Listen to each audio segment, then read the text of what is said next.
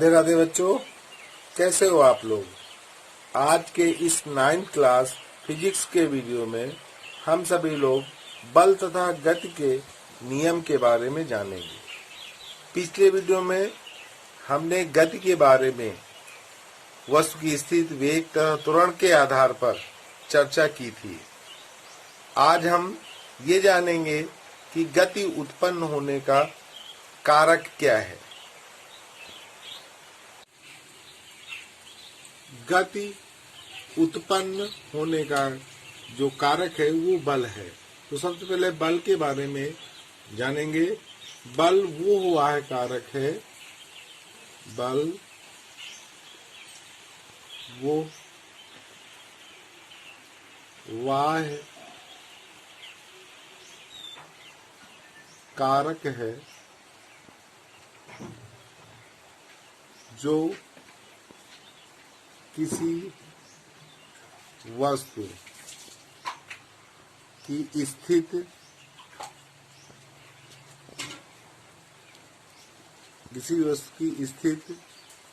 आकृति, गति इत्यादि में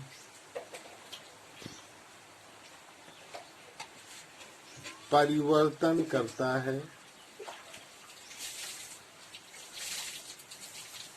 या परिवर्तन करने का प्रयत्न करता है।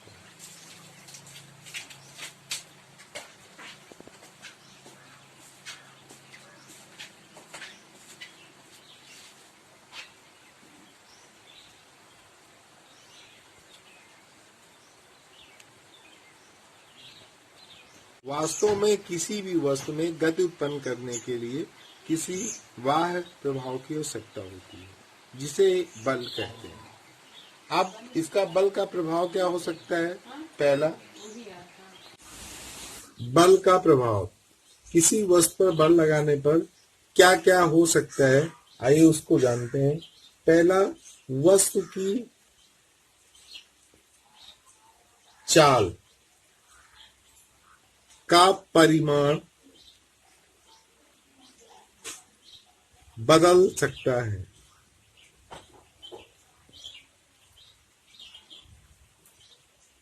अर्थात वस्तु की चाल कम भी हो सकती है, बल लगाने से ज्यादा भी हो सकती है। दूसरा, गति की दिशा भी बदल सकती है। गति की दिशा में परिवर्तन ये हो सकते हैं। तीसरा क्या है, तीसरा हम कह सकते हैं कि वस्तु की आकृति स्थिति बदल सकती है।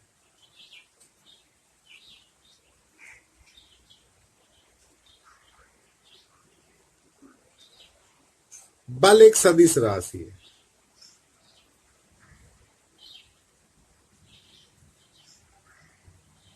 क्योंकि सदिश राशियां ऐसी राशियां होती हैं जिनमें दिशा और परिमाण दोनों दिया होता है, तो बल एक सदिश राशि है। बल की परिभाषा हम इस तरह भी लिख सकते हैं, क्योंकि F इक्वल टू होता है m इंटू ए। तो बल जो है द्रव्यमान और उस वस्तु में उत्पन्न त्वरण के गुणनफल के बराबर होता है। बल के प्रकार, तो बल मुख्य रूप से दो प्रकार के, संतुलित बल और असंतुलित बल के रूप में होता है। संतुलित बल क्या है, अगर मान लीजिए कोई वस्तु है, उस पर कई बल एक साथ कार्य कर रहे हैं और जो उनका परिणामी बल है परिणामी बल का मान शून्य हो तो हम कहेंगे ये संतुलित बल है। मान लीजिए रस्साकशी का खेल है और एक तरफ मान लीजिए दो किनारे, ये इधर भी और इधर भी, यहाँ 5 बच्चे लगे हुए हैं, इधर भी 5 बच्चे लगे हुए हैं और इसको खींच रहे हैं।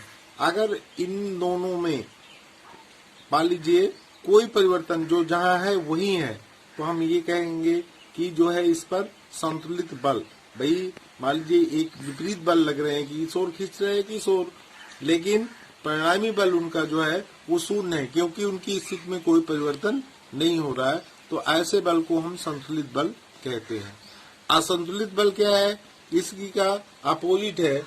हम ये कह सकते अगर परिणामी बल शून्य न हो तो वो बल असंतुलित बल कहलाएगा।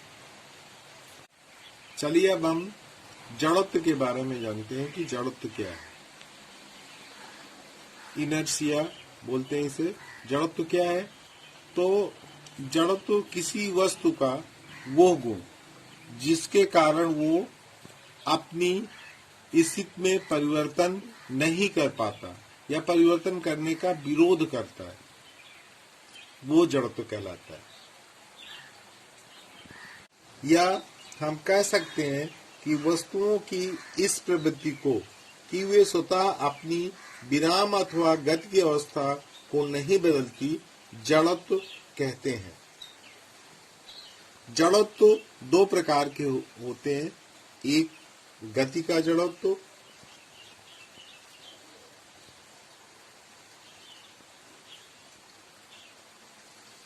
और दूसरा विराम का जड़त्व।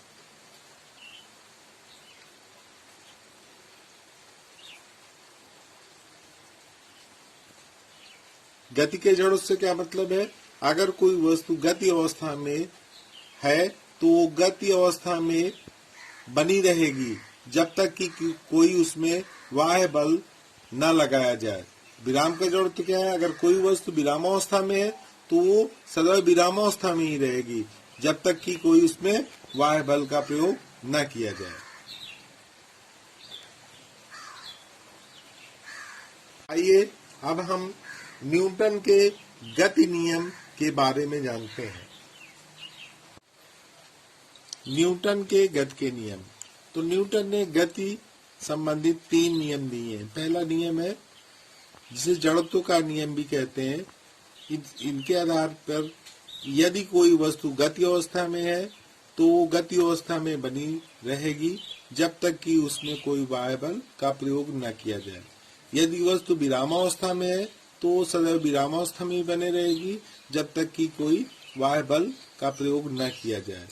तो प्रथम नियम इनका यही है, यदि कोई वस्तु विरामावस्था में है तो विरामावस्था में ही रहेगी और एक समान वेग से अगर सीधी रेखा में चल रही है तो वैसे ही चलती रहेगी जब तक कि कोई उसमें बाह्य बल का प्रयोग न किया जाए। जो दूसरा नियम है, प्रथम नियम,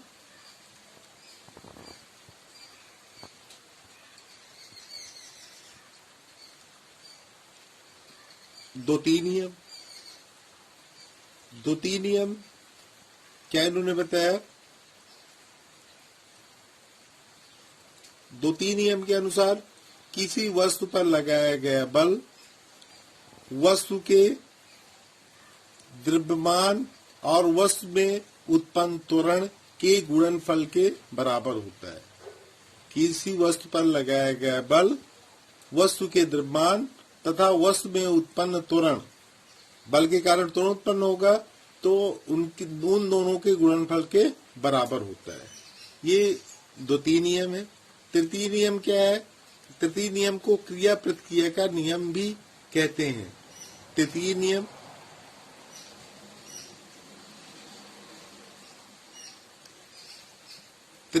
इनका है,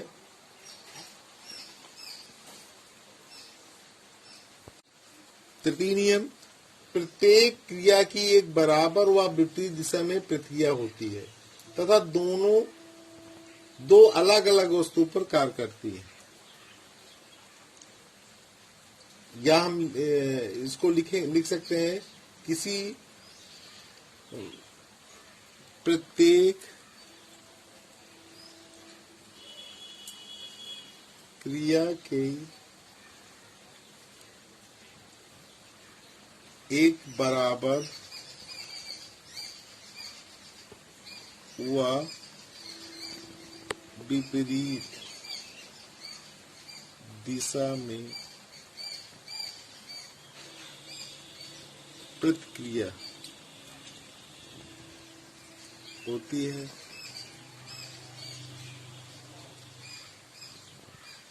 तथा दोनों अलग अलग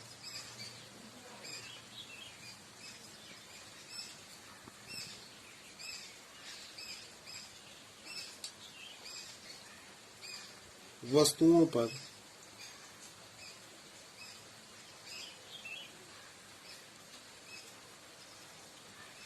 कार्य करती है।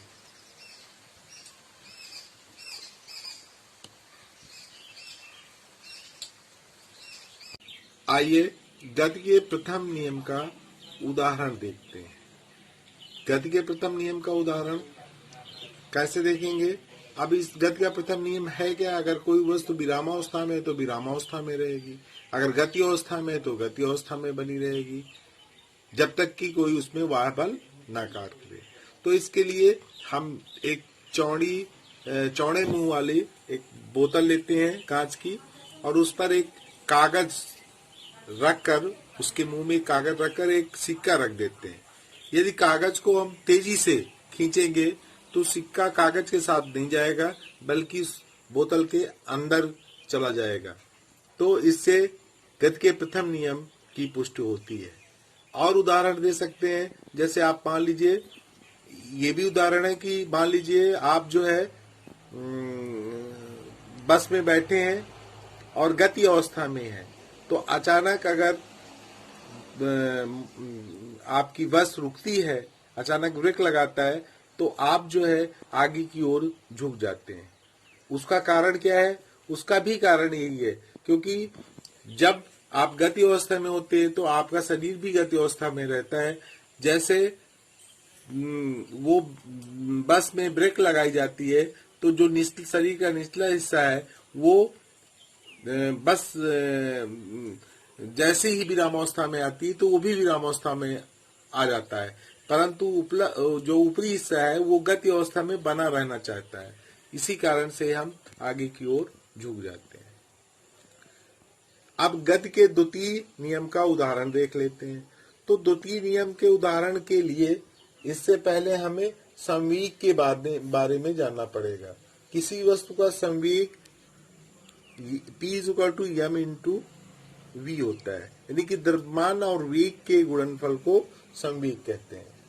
तो अब इसका उदाहरण, जैसे क्रिकेट की गेंद पकड़ते समय खिलाड़ी अपने हाथ पीछे खींचता है, तो इसका कारण क्या है? इसका कारण ये है कि यदि खिलाड़ी अपने हाथ को स्थिर रखकर गेंद पकड़ता है तो गेंद को रुकने में बहुत कम समय लगता है, जिससे गेंद के संवेग में परिवर्तन बहुत कम समय में होता है।